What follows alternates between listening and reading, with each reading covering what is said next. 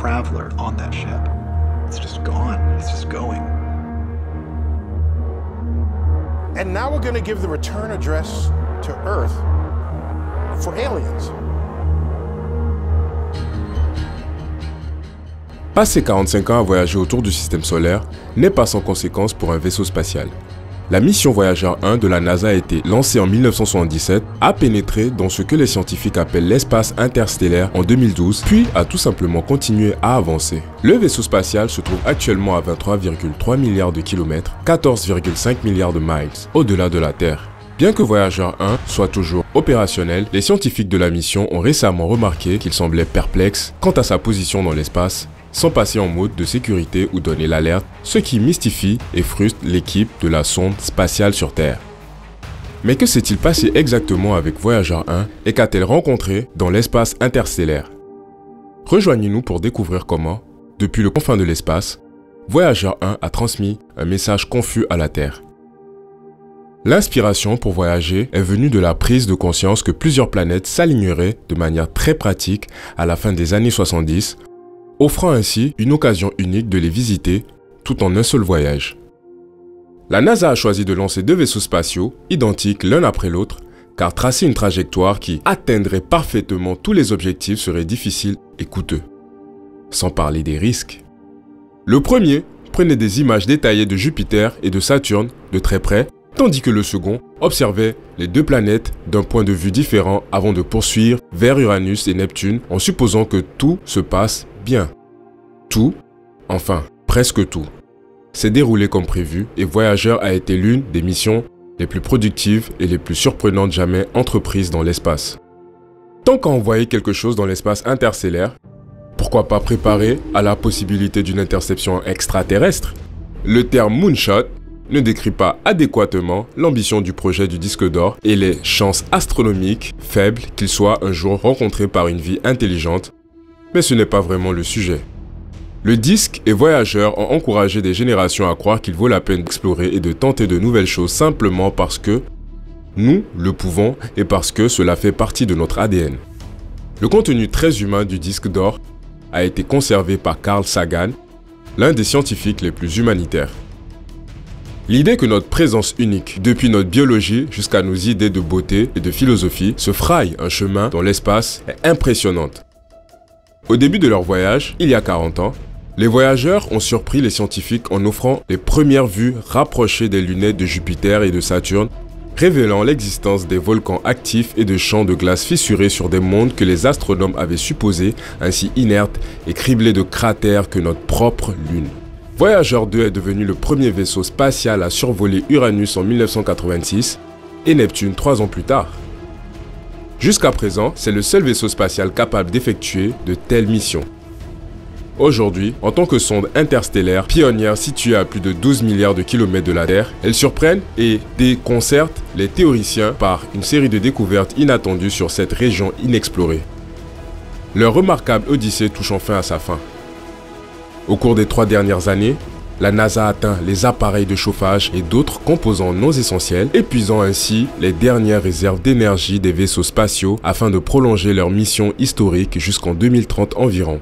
C'est une période aigre, douce, dont les scientifiques de Voyager, dont beaucoup ont travaillé sur le programme depuis le début.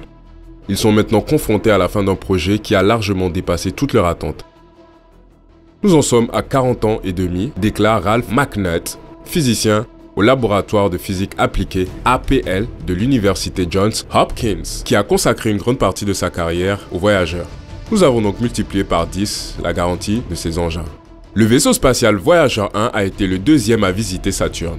Elle a étudié la planète, ses anneaux, ses lunes et son champ magnétique de manière plus approfondie que Pioneer 11. À l'exception des tests prévus pour son photopolarimètre, le Voyager 1 a atteint tous ses objectifs. Le vaisseau spatial a découvert 3 nouvelles lunes, Prométhée et Pandore, les lunes bergères qui maintiennent l'anneau F défini, et Atlas qui bergère l'anneau A de la même manière. On a découvert que Titan, la plus grosse lune de Saturne, possède une atmosphère épaisse qui masque sa surface aux caméras et télescopes à lumière visible. Les instruments du vaisseau spatial ont montré qu'il s'agit principalement d'azote, similaire à l'atmosphère terrestre, mais avec une pression de surface 1,6 fois plus élevée.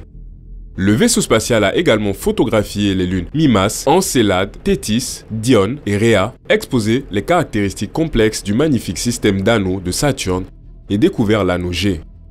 Tout comme il a utilisé la gravité de Jupiter pour l'aider à atteindre Saturne, Voyager 1 a utilisé la gravité de Saturne pour changer sa direction et sa vitesse, lui donnant une trajectoire qui l'emmènerait hors du système solaire. Voyager 1 est devenu le premier vaisseau spatial à entrer dans l'espace interstellaire en août 2012. Si nous définissons notre système solaire comme le Soleil et tout ce qui tourne autour de lui, Voyager 1 restera dans ses limites jusqu'à ce qu'il s'échappe du nuage de Oort dans 14 000 à 28 000 ans.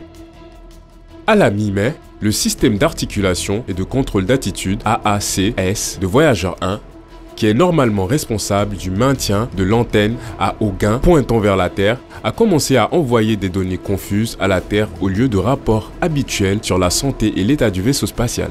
Notre point de vue, il semblait que le vaisseau spatial avait développé une sorte d'emphasie électronique, un trouble qui entraîne la perte de fluidité du discours. Selon une déclaration de la NASA à l'époque, les informations peuvent sembler être générées au hasard ou ne pas correspondre à un état potentiel de l'AACS. Les ingénieurs étaient d'autant plus perplexes qu'en dépit des rapports d'état inhabituels du vaisseau spatial, le signal radio du vaisseau restait fort et stable, ce qui indiquait que l'antenne était toujours dirigée vers la Terre et non dans la position que l'AACC déclarait à la NASA. De même, les systèmes scientifiques de Voyager 1 ont continué à recueillir et à envoyer des données comme d'habitude sans que l'AACS ne soit affecté par cette bizarrerie, et ce qui n'allait pas avec l'AACS n'a pas déclenché le mécanisme de protection contre les pannes destiné à mettre le vaisseau spatial en mode de sécurité en cas de dysfonctionnement. Heureusement, les ingénieurs de la NASA ont pu détecter le problème et mettre en place une solution. Ils ont découvert que l'AACS envoyait des données de télémétrie via un ordinateur de bord qui avait cessé de fonctionner des années auparavant. Tout ce que les ingénieurs de la NASA ont dû faire, c'est donner l'instruction à l'AACS d'utiliser le bon ordinateur pour envoyer ces données à la maison, car l'ordinateur mort a endommagé toutes les données sortantes. Le prochain obstacle serait de déterminer ce qui a poussé l'AACS à changer de système en premier lieu. Selon la NASA, le système a très probablement reçu une commande incorrecte d'un autre ordinateur de bord. Bien que cela ne constitue pas un problème grave pour le bien-être de Voyager 1 pour le moment, le véritable coupable devra être localisé et réparé pour éviter de futures anomalies. Au cours de la dernière décennie, Voyager 1 a navigué dans l'espace interstellaire hors de portée du champ magnétique de notre Soleil. Ce champ a fourni à l'engin une certaine protection contre les rayons cosmiques et d'autres radiations interstellaires, de la même manière que les champs magnétiques de la Terre nous protègent des particules à haute énergie et des radiations du Soleil. Lorsqu'une de ces particules à haute énergie et à grande vitesse frappe une puce d'ordinateur, elle peut créer des défauts de mémoire mineurs qui s'accumulent avec le temps, et il est réaliste de penser que les ordinateurs embarqués de Voyager 1 sont également concernés.